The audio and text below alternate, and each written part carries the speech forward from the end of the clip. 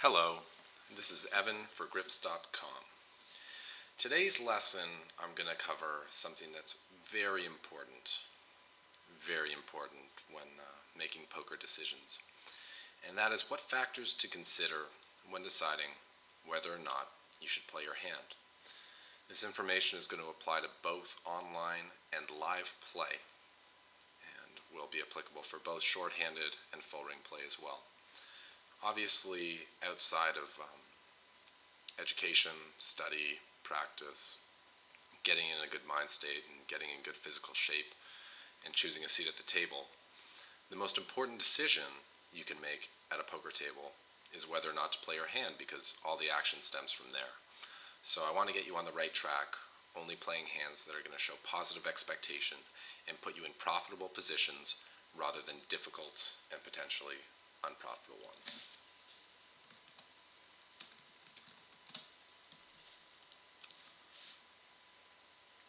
To play or not to play? That is the question. Here's the pre-flop checklist that's going to cover what factors you should consider outside of just your hand strength when deciding whether or not to play your hand. A lot of beginners only see their hand. They're like, all right, well, I'm going to play ace-king, I'm going to play aces, I'm going to play sevens. There's so much more going on that you need to pay attention to if you want to make good decisions. So the first factor is, what is the action ahead of you? What have the people done who are acting before you in the hand? Have they raised? Have they limped? These things are very important when deciding which hands can be played profitably and which hands that in other circumstances could be profitable are going to be unprofitable hands to play. Second consideration is how many players are left to act. This is also consistent with how good your position is at the table and what the likelihood of you having absolute position throughout the hand is going to be. Are the players left to act loose or tight? Are they passive or aggressive? This is also going to factor into your decision. What is your stack size? This is something that's very important. And to figure that out, you look at the big blind in the game and divide your stack by that amount. So if you're playing 2-5 and you have $400, you have 80 big blinds. If you're playing 1-2 and you have the same $400, now you have 200 big blinds. Your stack size is one of the most important factors in determining which hands can be played profitably. Do you see any physical tells? Physical tells are very helpful when figuring out what people are intending to do. I'm going to talk a little bit about physical tells when we get to that section of the lesson, but for those of you who don't have a lot of experience reading people, you don't need to put too much weight into this. If you're covering points 1, 2, 3, and 5, you should do fine. Finally, the least important of the 5 things on the checklist is what your actual holding is. This may surprise some people, but it's just the way it is. So first question, what is the action ahead and how is it going to impact our play? One of the most common situations when you are in late position is that the pot is going to be raised ahead of you. That means one player has raised and everyone else has folded. In these cases, you want to call with hands that will play well versus the hands they open with. If it's a very tight opener, you want to be seeing the flop with speculative hands like pocket pairs, strong suited connectors. If it's someone who's very loose and plays a lot of hands, then you want to play hands that dominate them. High card hands, big suited hands. Likewise, if you have a hand that you don't want to play multi-way, you want to re-raise that player so that you can isolate them and play a one-on-one pot. By calling the raise, you encourage other people to call as well and create a multi-way pot. And if you have a hand that doesn't want that kind of action, go ahead and re-raise. These will be hands that you want to re-raise for value, like big pairs, ace-king, and maybe some hands you want to do it as a semi-bluff with as well, because you feel that the player who's opening is a weak player who you want to be playing pots with in position. The next type of pot is a limp pot. That means that everyone has just called whatever the size of the big blind is. In these spots, you want to call with hands that play well multi-way. Again, pocket pairs, suited aces fit into this, and sometimes suited connectors. You want to be over-limping with hands that you're comfortable playing a multi-way pot with, and that you don't mind having a small pot pre-flop. With hands that you want to build the pot with, you want to be raising. This accomplishes two things. The first is that you'll knock out some of the limpers, making the pot less multi-way, therefore increasing your equity in the hand. And also, you build the pot so that people will be less able to get away from their hands post-flop. When people see a lot of money in the middle, they get a lot more interested in the hand. So if you build a pot and then flop big, you have a much greater likelihood of getting paid off a large amount than you would if the pot was very small going to the flop and people didn't feel committed or tied to the pot in any way. Next situation is when there is a raise and a call ahead of you. In these situations, again, you want to call with hands that play well multi-way and raising fewer hands than you would with a single raiser. This is because when you raise in this situation, there is a chance that both players are going to call your raise, so you still might be playing a multi-way pot. So yeah, you want to call with all those pocket pairs. Now you can definitely call with most of your suited connectors, whereas with a single raiser you want to be a little more selective about which suited connectors you get in there with, and you want to be re-raising your value hands or hands that you want to try to play a heads-up pot with. And in this case, as well as in the case with the limp pot, the larger you raise, the more likely you are to knock players out. So use that to your advantage, whether you want to raise to triple their bet or quadruple the bet or quintuple the bet. That is going to have an impact on which hands they're going to call you with and which hands they're going to fold to your raise. Okay, next, we have a pot that has been raised and re-raised ahead. In this case, at least one of the players is probably going to have a pretty strong holding, and that's usually going to be the re-raiser. So in this case, you want to raise hands that you are prepared to go all in with. In all games, aces are going to be fine, kings are usually going to be fine. And against some looser players, it's okay to do this with queens, jacks, tens, and ace-king. You want to have a good read on your opponent, though, and know their play style well if you're going to get all in with these somewhat marginal hands. Re-raising as a bluff requires very specific conditions, and in most cases, in most games, does not need to be implemented. So you only want to call with hands that you are trapping with, and you want to fold pretty much everything else. This means hands like ace-queen, king-queen, pocket eights, they're going in the muck. Just don't think twice about it. In an unopened pot, which means everyone is folded to you, you always want to come in with a raise with any hand that you want to play. This is so that you can start up that triple threat, taking aggression in the hand and giving yourself a chance to win the pot without connecting with the board.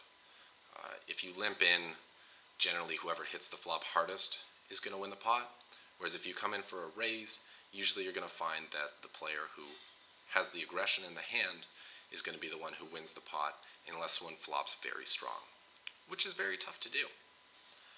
So again, never open a pot by calling or limping in. Next question. How many players are left to act? How does this impact our decisions?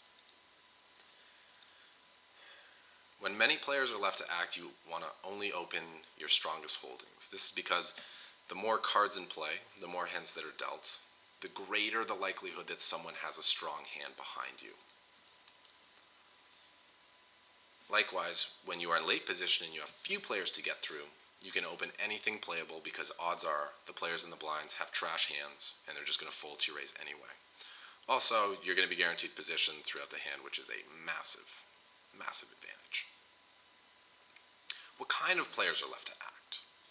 If you have aggressive players behind you, or tough players behind you who are going to call your raises or re-raise you, or not fold to your flop bets very easily, you want to err on the side of caution.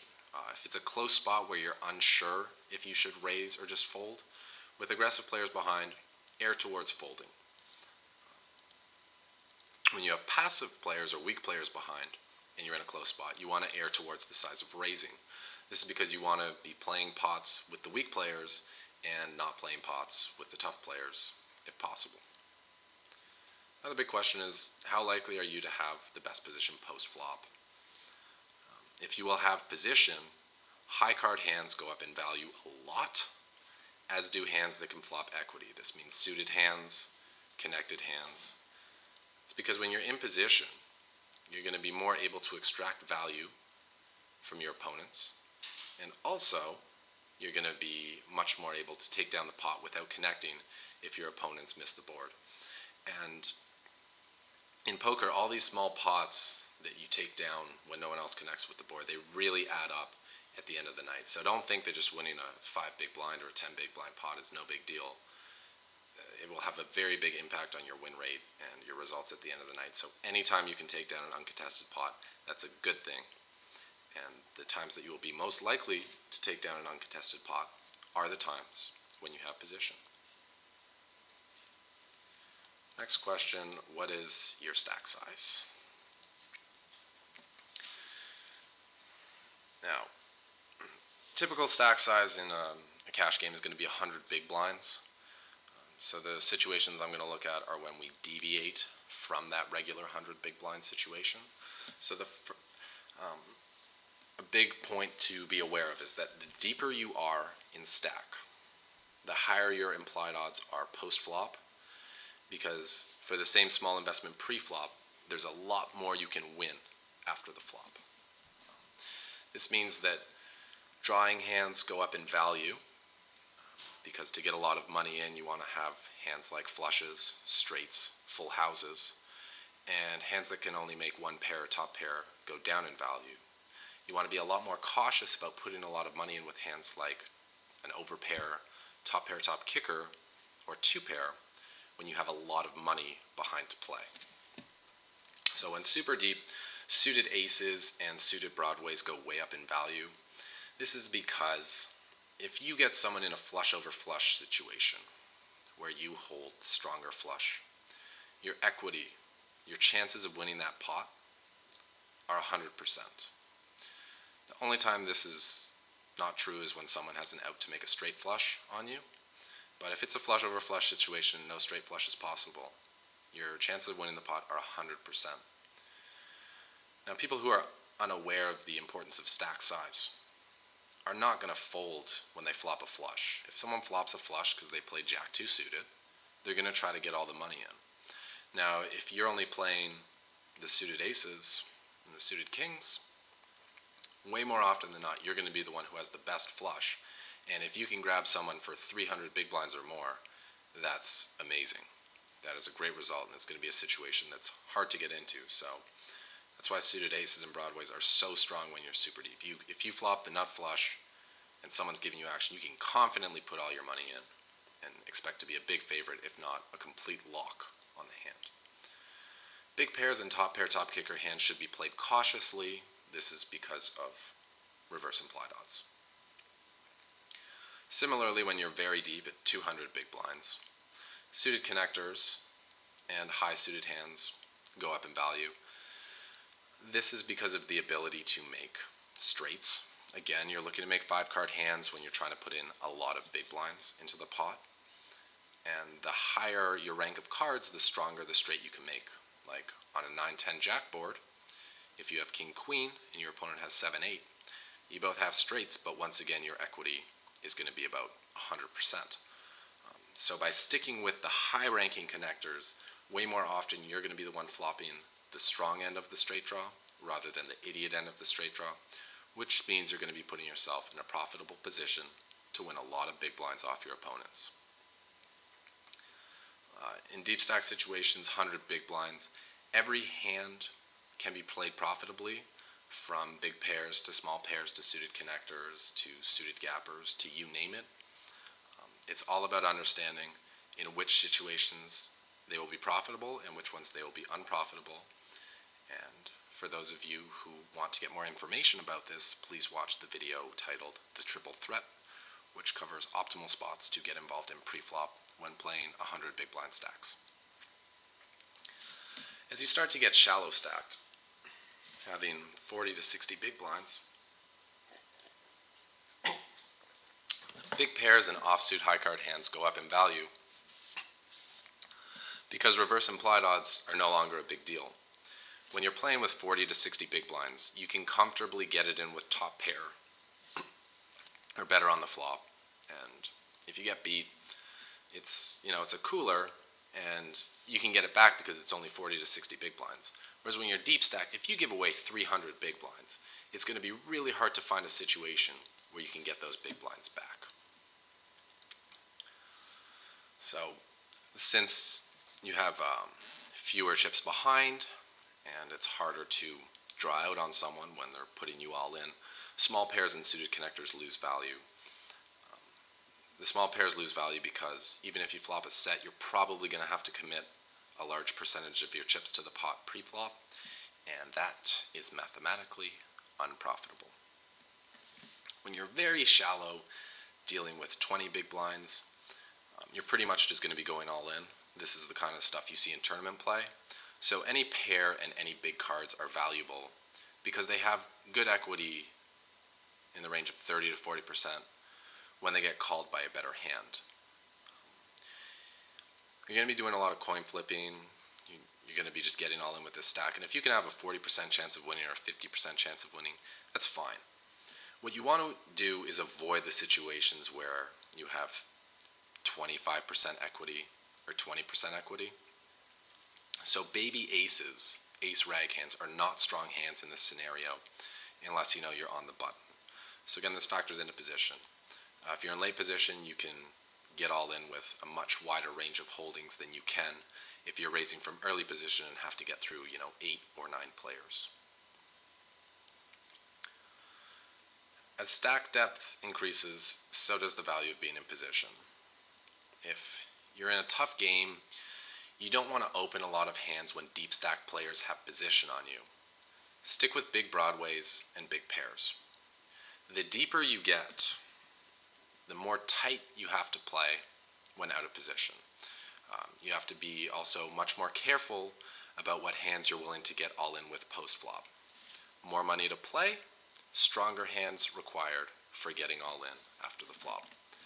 If you're very deep stacked, you have to have the ability to release hands like overpairs, two pairs, even weak flushes in some situations when the action dictates that your hand may not be best.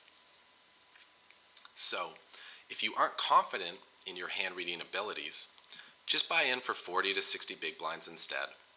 Then getting it in with an overpair or top pair top kicker is almost always okay, unless maybe you see the flop with 5 or 6 opponents and there's a pretty good likelihood that someone else hit the flop very hard. Now we're going to look at tells a little bit, which is something that's a bit more advanced, but if you understand it, can be extremely profitable. So when someone exhibits a folding tell, you can treat them as an empty seat. Pretend that that player is not at the table and think of your position as getting one position better. Examples of folding tells are when people, look at their cards and just kind of leave them there. They're left kind of messy, or they push them towards the middle of the table. Also, if someone is leaning away from the table, they're showing disinterest in a hand. They're probably planning on folding and just waiting for the action to get to them so they can go ahead and get rid of their cards. When someone exhibits an interest tell, you don't want to open marginal hands because this person is planning to either raise or call your raise or re-raise you. So you don't want to put yourself in an awkward position when you're out of position. You want to consider limping into trap because you know they plan on raising. And you also want to, look at what chips they're grabbing so you can tell how big they're planning to raise if they are going to raise. Examples of interest tells are when someone pulls their cards close to them, organizes them nice and tight. If they put a clamp over their cards, they're holding them, they're protecting them, they don't want to let anything else, move them, generally means they're interested in their hand. And in general, the tighter the grip, the stronger the hand, the more excited this person is about their holding, the more they want to protect that hand and keep it safe. Also, some players use a card protector, which is when they put a chip over their cards.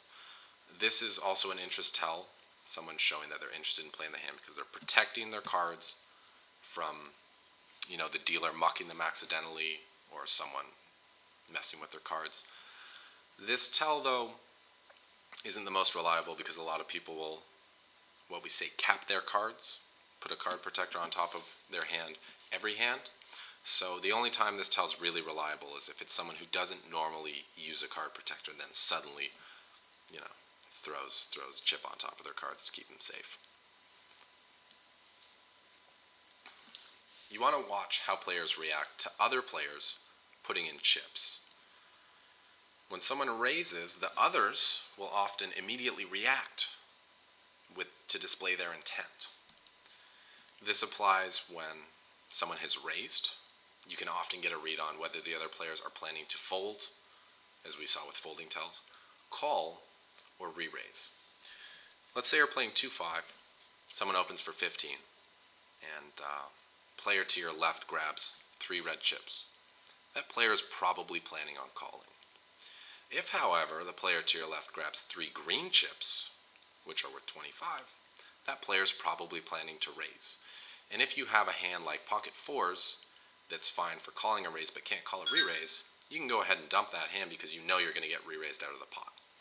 So pay attention to what chips these players are grabbing behind you and what their intentions are so that you can act accordingly. A note about tells is that they only apply when people are unaware that you're watching them. If people think that you're looking at them, they're going to maybe try to throw a reverse tell at you, and such reads should be less trusted.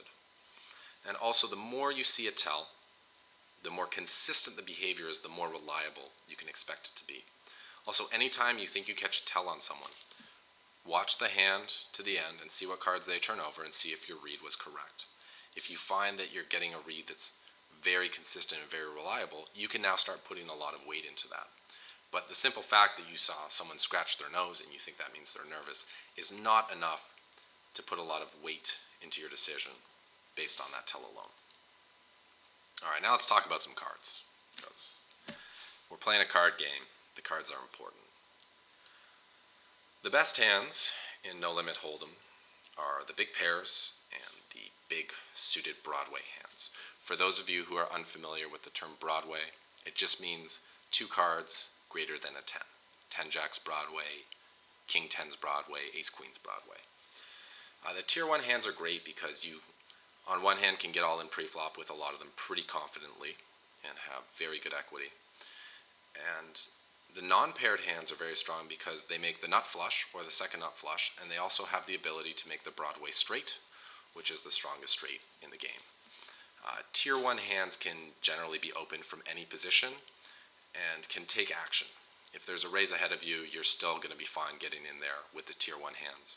And facing a raise and a re-raise, some of the tier 1 hands are still plenty good to play. Tier 2 hands are the medium pairs, the other suited aces, strong suited connectors. T9S plus means 10-9 suited or better, so that's 10-9 suited, Jack-10 suited, Queen-Jack suited, King-Queen suited. And BWs means Broadways suited. These hands can be opened if you're dealing with an unraised pot. In some cases, can be re-raised to isolate players, and in a lot of cases are good for calling a raise and playing a multi-way pot. Basically, with tier 2 hands, you can do a lot of different things and have a lot of flexibility in terms of getting into profitable situations with them. Tier 3 hands require more specific conditions to be played. They're the smaller pairs, weaker suited connectors, the stronger suited one-gappers, and the offsuit Broadways. Obviously, a lot of these hands are fine for playing small pots.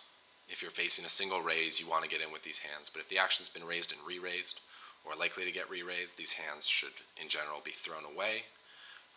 Also, if you're dealing with an unopened pot and you are in middle position or late position, you can comfortably open the pot with any of these holdings. Tier 4 hands are the remaining suited connectors and the suited one-gappers. Again, these hands require pretty specific conditions to play. Either an unopened pot where you're in late position, a single raised pot where you're guaranteed to be getting multi-way action, not heads-up action, and these hands should not be played in 3-bet pots. Finally, the tier 5 hands are the suited 2-gappers, so an example would be 9-6 suited, 5-2 suited. Suited kings, that's like King 2 suited, queens, Queen 3 suited, and jacks, Jack 4 suited.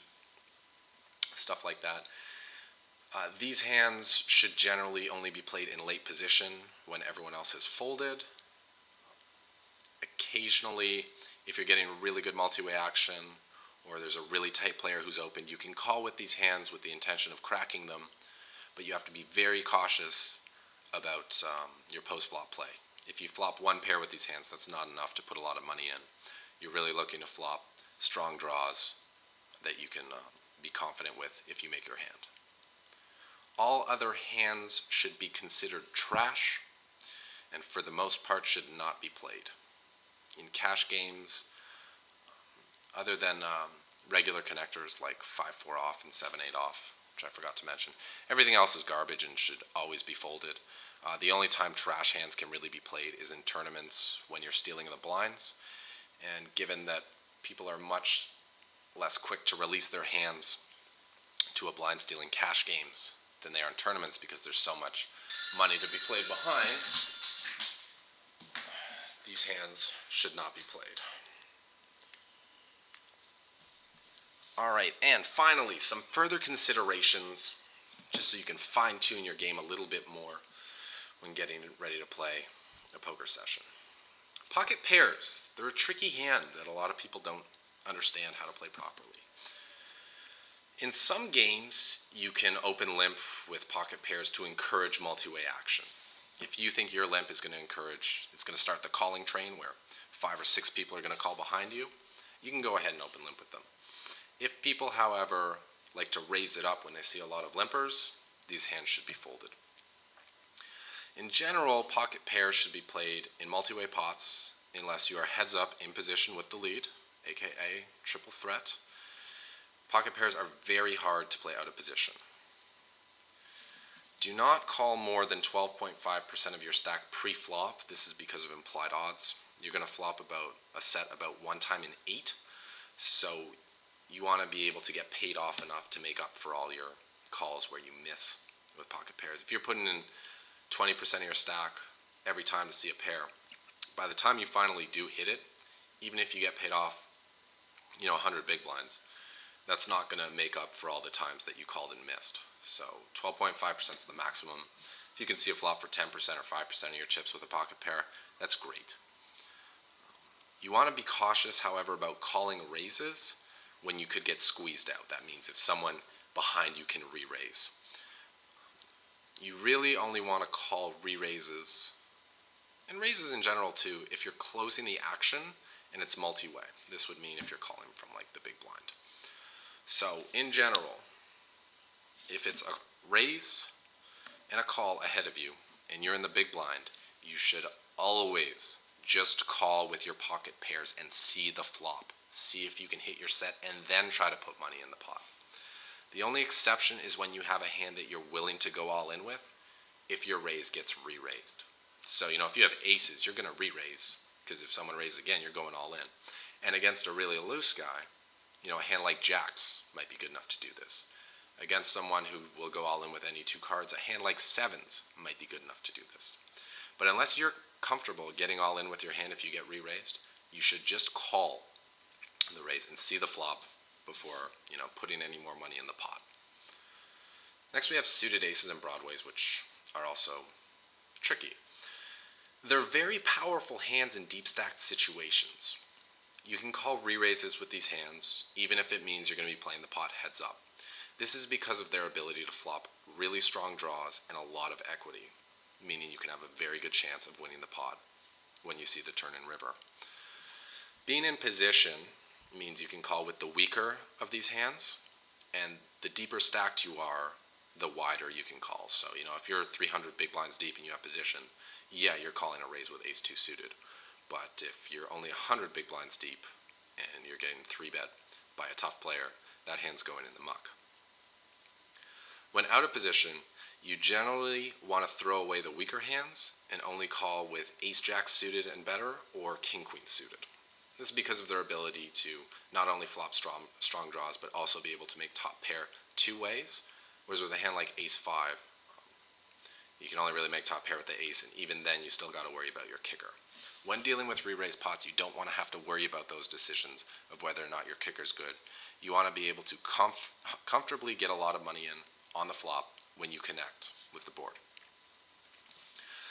These suited aces and broadways can also be good hands to 4-bet with. That means if someone re-raises your raise, you can then pop them back.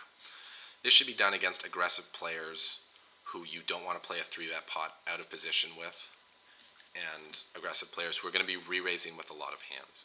In most live games, people are only going to be re-raising with premium hands, so you don't have to worry about this. It's more of a consideration for online play where late 3-betting is a pretty prevalent thing. The other reason these hands are good for 4-betting is they have good blocker value. That means that if you have an ace, it decreases the likelihood of someone having an ace by about 50%. And if you think of the hands that people can get all in with pre-flop, most of them contain an ace or are a big pair. So if you have a king blocker and a jack blocker, or an ace and a queen blocker, that really lowers the chances that your opponent's going to have a strong enough hand to gamble with you and may have to fold to your re-raise. And yeah, one more time I'll just mention, these hands can flop very strong equity, which means if you catch that board hard in a 3-bet pot with these hands, unless you are extremely deep stacked, your goal should be to get all the money in or make your opponent fold. So fast play these hands. Finally, we have the suited connectors. Suited connectors are one of the trickiest hands to play in Hold'em. Everyone sees Daniel Negreanu and Gus Hansen playing these hands on TV and thinks, well, hey, if they play small suited cards, I should play small suited cards too. These are professionals. They have a lot of experience playing these hands and they know profitable ways to play them. If you have a good understanding of the game, you can make a lot of money with these hands, but if you're a novice, you're going to find yourself getting into very uncomfortable situations and putting yourself in unprofitable situations. So, like small pairs, you should never call off more than 12.5% of your chips pre-flop, and in general, following a rule of calling no more than 5% of your chips may be better. This is because flopping a flush draw or a straight draw doesn't mean you're just going to win the hand. The same way that if you flop a set, you're probably going to win the hand. You have like 90% equity, maybe 95. Whereas with the draw, you might have 40, you might have 50, and you can extract a lot of value if you hit your hand, but you still have to have enough money behind to have those implied odds.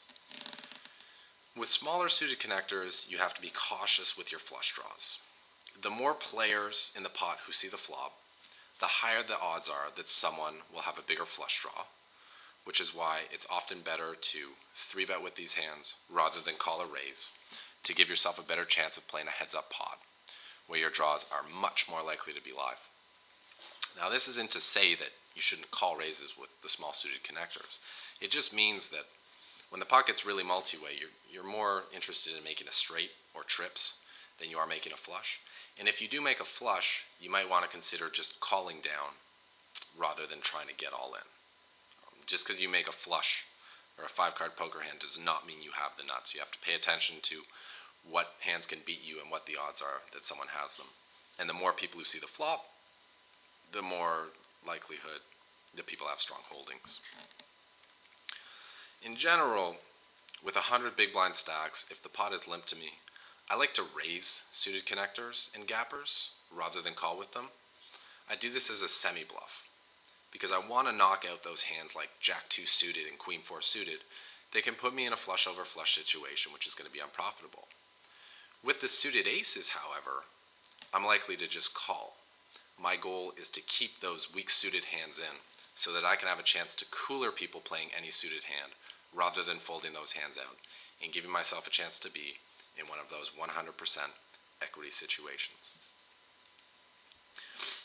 And that concludes what you need to think about before deciding whether or not to play your hand.